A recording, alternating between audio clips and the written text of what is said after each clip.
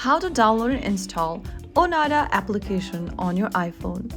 Hi everyone, welcome back to Trading for Beginners.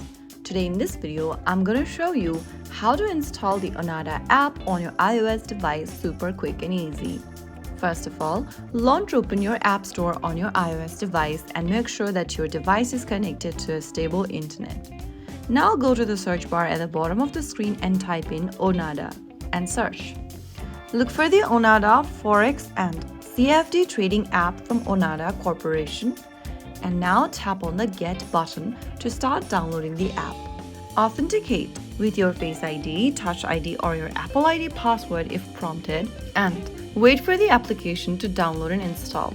After the application is installed, you can launch the app open and start setting up your first account or log into your existing one. If you found the video helpful, don't forget to like, share and subscribe to our channel. I will be back again in the next episode. Thank you for watching.